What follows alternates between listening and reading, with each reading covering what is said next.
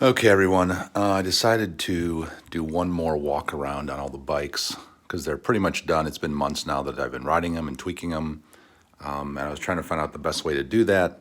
So I put them on my dining room table. I live alone. Well, my fiance is over there a few miles, but alone enough that she'll never know. Anyways, this is Mountain Death Project, or officially, it's a COTIC Solaris Max XL frame. The coolest bike I've ever ridden. It was my first build that I did on my own. YouTube and Google search are wonderful things. So it went very well. The only thing I had some issues with originally were the drivetrain, just kind of figuring out the nuances of it. But since then, I've tweaked it several times, just making sure everything works well, and it rides fantastic. Sorry for all the distraction in the background, but you'll get a good idea of it when I'm done. So from the front, I decided to use Der Baron Project 2.4 29-inch wheels or tires, just because of the reviews. They're one of the top tires you can get. They're both the same front and rear. On my other bike, which we'll get to later, I have different rear tires, which I'm thinking of putting a Der Kaiser on the rear, so it's a little bit smoother to roll a little faster, but we'll see. Inside here is a flat tire defender insert, which was a bitch because I wanted my custom valve stems. Where are they? The orange stems, so I had to put my own holes inside the thing to make it work, but it worked well, so I've got extra protection inside here. I did replace my Hunt wheels, which are now like an XC tires on them for as a spare, with the Stans Flow Mark IIIs, which my very good friend Wayne out at Speed Gear Bikes built for me. They use Bidix hubs, which I really, really like. They're inexpensive and very, very nice. They have a nice muted click in the rear. I don't like anything too loud. But anyways, brakes, I use TRP, G-Spec Trail SLs, which I absolutely love. The reason I went with TRP on this build was mostly because I've used them on my other bike. The mechanical brakes I like, and these use mineral oil. I don't want to use anything that uses dot fluid.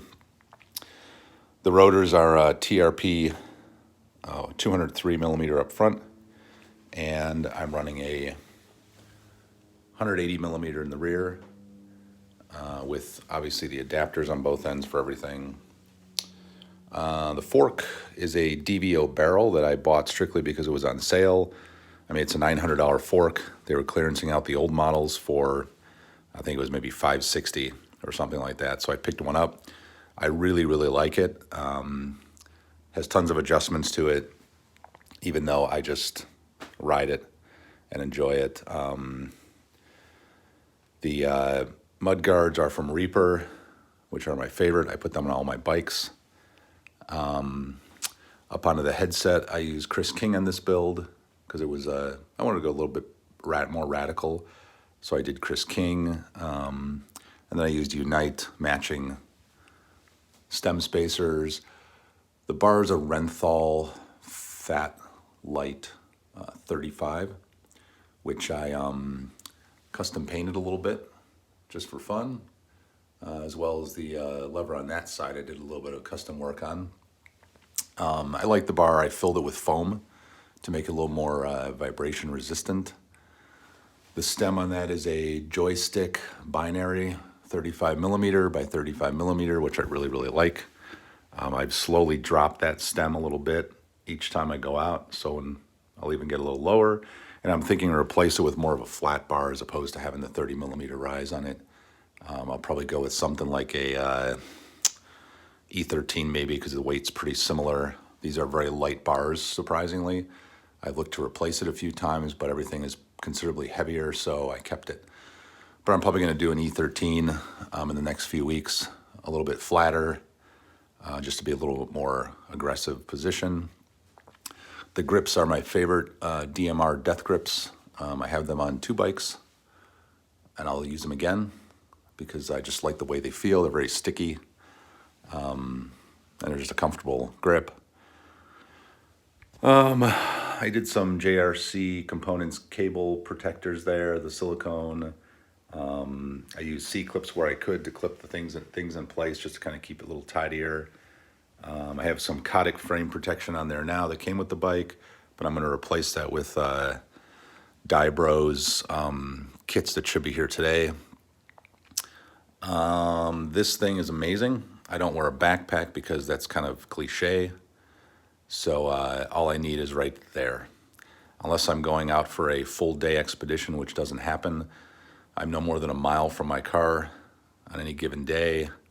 So for now, that is where it's at. I have everything I need right there, strapped to my frame. If I need more, I have a Mac Workshop frame bag that I can put in there that fits nicely. Because like I was told once, why not just let your horse do your work for you and carry all that crap on your back? Anyways, I've got a matching wolf tooth clamp there, brand X dropper, which I really, really like, attached to an amazing DMR OE seat, which are very hard to get actually. I have two of them, one in the other bike as well, and I love these things. They're cloth covered, they're actually pretty comfortable, and they're very minimal as far as getting it out of the way if when you need it to. Down to the drivetrain, I went with a carbon Raceface Next R crank set. Chris King bottom bracket on this one. Those are my pedals, the Shimano pedals I use for mountain biking, and then I have my Birch Tech Penthouse Mark IVs that I use for more, if I wear flats, which is pretty rare. And then I have a set of Time, which I'm still getting used to those. I've only tried them once. I want to play with them this summer a little bit. So, but anyways, back to the bike. I did replace the pads on both front and rear with a sintered metallic pad. So it's a little more aggressive, and it handles the wet and muddy weather a little bit better. They make a very satisfying grinding squeal sort of noise, which isn't overbearing, but it's just, you can notice it, which is kind of cool actually. I know they're working. I had Ace stickers, I believe. I had those custom made for me. The two flags represent the US built and UK frame. On this side, my frame protection currently is that thing, which is pretty cool, from the Steel is Real guys. I'm going to replace it with the Dybro stuff though soon. I have an absolute black 30-tooth elliptical ring up front, which I absolutely love, and a one-up components guide up top, as well as the bash guard on the bottom. GX Eagle chain, GX Eagle cassette, and GX Eagle derailleur, which all work fantastic. I tried using NX on another one of my builds. I just didn't like it, so I'm sticking with the GX stuff or above. And then on this side, like I said, you get your GX shifter, all Jaguar cables. I use their top of the line stuff just because. What else? I think that's about everything. This bike is absolutely fantastic. I love how the tires are even getting worn. I'm riding it that much. It's kind of cool. But it'll go over anything, like literally. This bike will go over anything, which is why I'm going to be doing another more radical build with at least 170 to 180 millimeter to travel. Oh, by the way, that fork is, well, don't tell them, but it's about 160 mil, where it's supposed to be. This bike's built for 140 mil. I just didn't feel like changing it. So anyways, but like I said, this bike will run over anything. It's absolutely a dream to ride. Why I want to build another hardtail, I don't know, but probably just because I can. So anyways, any changes along the way, I'll keep you guys posted, but hope you enjoy this as much as I enjoy riding it. Take care. Be safe.